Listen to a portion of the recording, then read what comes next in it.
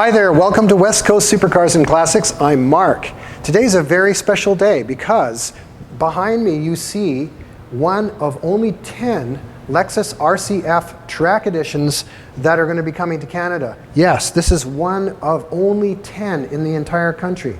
This is down at Regency Lexus on Burrard Street in Vancouver. Thanks a lot to Mario Hernandez who hooked me up with this little thing today. Really appreciate it. Now, what makes the RCF track edition so special? The usual coupe design that you've seen before. However, this car is quite a bit different from its normal RCF brethren in that it has a lot of carbon fiber and weight savings. It has more power. So I want to take you for a little look around this car right now just to appreciate how special it is. And whoever gets this car is going to be a lucky owner indeed. Okay, let's look underneath the hood here. First of all, the whole hood and the roof are carbon fiber on this car just to save weight. They saved 177 pounds over the regular RCF by using carbon fiber and a lot of other things which I'll explain. Now this carbon fiber hood is unbelievable. Look at this, one finger just lifted up like that. Of course it has hydraulic struts, but of course it doesn't weigh very much either. Here you have basically a 5-liter normally aspirated V8 engine coupled to an 8-speed automatic transmission. This particular drivetrain is very interesting. They've got a shorter gear ratio at the rear axle, so they've improved the acceleration to about 0 to 60 in about 4 seconds, and you probably do the quarter mile in around 12 seconds on this car. So this is a legitimately quick car. Of course, it's a luxury car still. So what you're looking at for the class of car is things like the BMW M4 Competition, the Mercedes-AMG C63S, same class of car. So Lexus has done its own version. One thing you're going to notice right away about this is there are no turbochargers. That's right, it's a normally aspirated engine, and that's rare these days. The red line on this engine is up in the 7,000 range. It makes 472 horsepower and 395 foot-pounds of torque.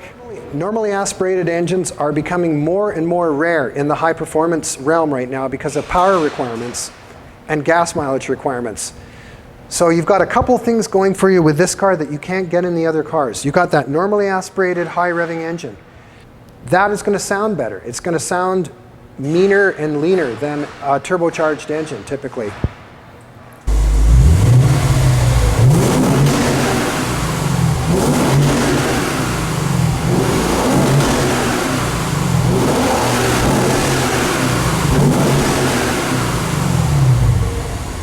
It has an Atkinson cycle engine in it, and that is a very interesting little innovation. It was patented, I think, in 1882, and it has to do with the duration of the intake valve. They just lengthen that duration a little bit. Apparently, on the intake stroke, it has the effect of decreasing the displacement of the engine a little bit. So I'm not exactly sure how they've tuned it, but apparently, as far as I know, this is one of just a handful of cars now on the market that has that technology in it. So this drivetrain is special from start to finish. You've got that normally aspirated 5-liter engine. You've got a Torsen limited slip differential at the back. Yeah, it's only rear-wheel drive in this car, which means fun, right? But this is different from the other RCFs in that it has a mechanical limited slip rather than a electronic or viscous. Okay, so it's time to look around the car in some more detail. Let's unhook the camera and we'll go have a look. All right, let's go over some of the weight savings on this car. Starting, of course, with that aforementioned carbon fiber hood, and carbon fiber roof. We're going in here to the engine bay. They've saved a few pounds or kilos just in the intake. That's a lightened intake. Let's go over here. You got a carbon fiber splitter on the front. We'll just leave the brake details for a moment. Big one-piece carbon fiber rear wing at the rear here. Apparently this is all molded from one piece. All of that looks absolutely beautiful. It's all in polished carbon fiber. Then at the rear, you have a rear splitter also carbon fiber. You've got your 4 exhaust pipes. In addition, you've got a fully titanium muffler and exhaust system on this car, just to save weight. Of course, I like the car because it's in satin gray, which is the same color as my Panamera. Now, because this car has not even been out, it is still wrapped in the protective coatings, and that is totally understandable because you've got carbon fiber, so they don't want to get that damaged. So sorry, today we won't be able to show you how that's going to look. I'll try to find some pictures of it and put them up there for you so you can see what it's going to look like.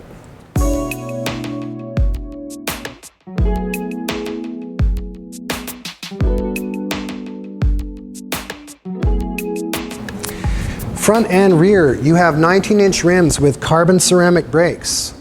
There's also hollow half shafts in the drivetrain. You've got nice Michelin Pilot Sport tires on here. Those are the 4S tires. Lexus says that these are very streetable. That's why they're not putting like a Pilot Sport Cup 2 or something like that, because this is supposed to be a street/track car. All right, moving to the interior, let's have a look in here. First thing you notice is this outrageous black and red interior.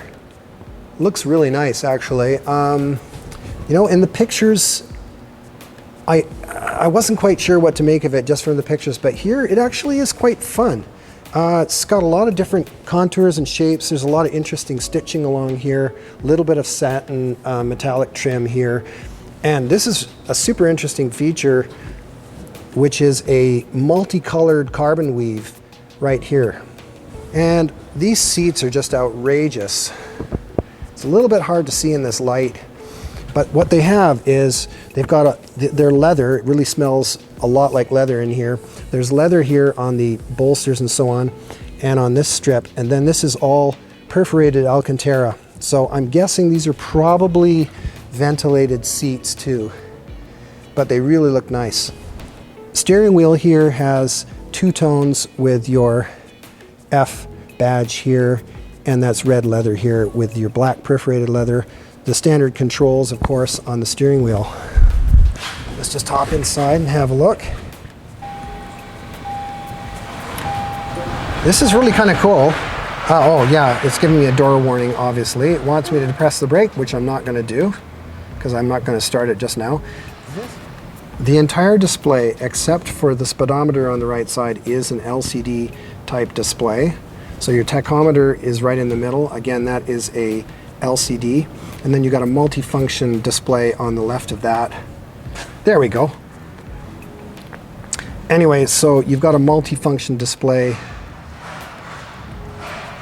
here.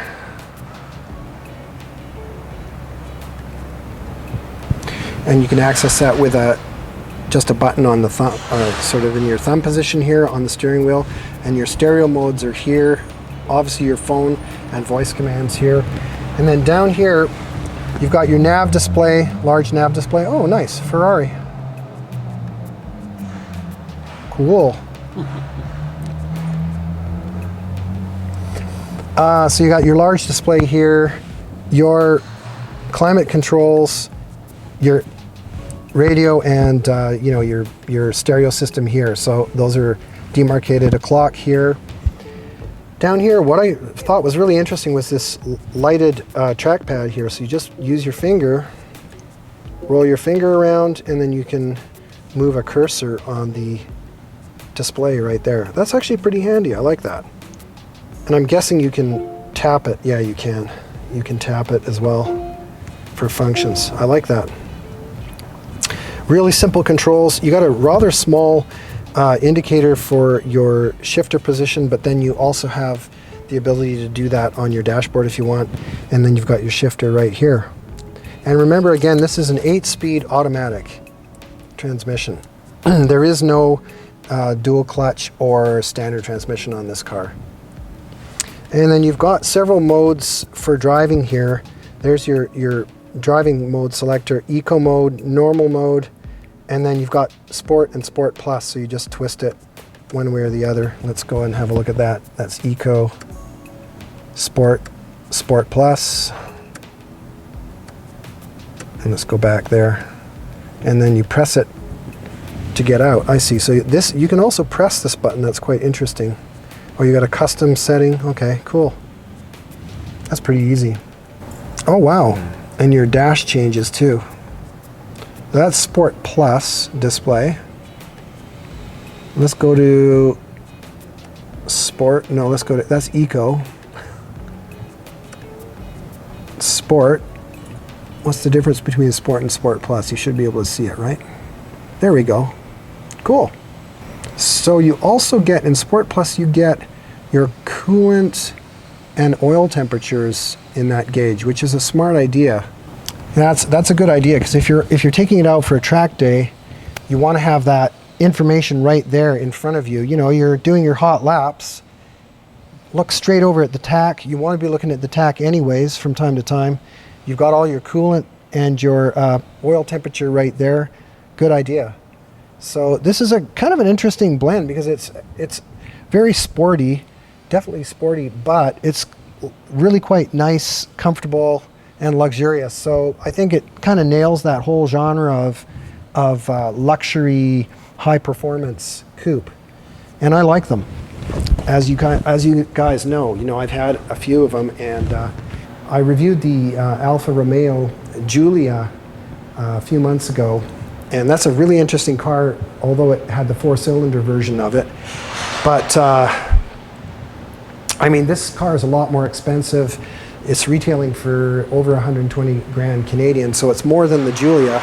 The Giulia felt like it was a near luxury car. This feels like a luxury car in all the right ways. It just has a little bit more panache in the design. All the execution is really nice. Like everything looks high quality. That's what you want. That's what you're paying your money for, right? If you want to spend 50, 60,000 bucks, you can't get that. I don't care who makes it. You can't get that quality from it. And remembering that it's also a Lexus. I mean, Lexus, for those of you who don't already know, is the same company as Toyota. And it also happens to be a very large company with a really good history. So, when they make a performance car like this, you're not expecting it to break down every 5 minutes. They've got to compete with Mercedes, they've got to compete with BMW, all the other high-end brands. I really like the way this car looks and feels. It feels the right size, not too big. I've got a huge car, it's probably too big. This is more of a sport coupe kind of feel than my Panamera. Well, I hope you enjoyed this little overview of the 2020 Lexus RCF Track Edition. Again, an incredibly rare car. There's only going to be 10 of these cars in the entire country. So kudos to the lucky owner of this car. It looks like it's going to be a great ride, and I hope to see it maybe driving around. So keep your eyes open for it. And once again, thank you very much to Regency Lexus for letting me come down and have a sneak peek at this great piece of technology. Thanks for watching. We'll see you next time.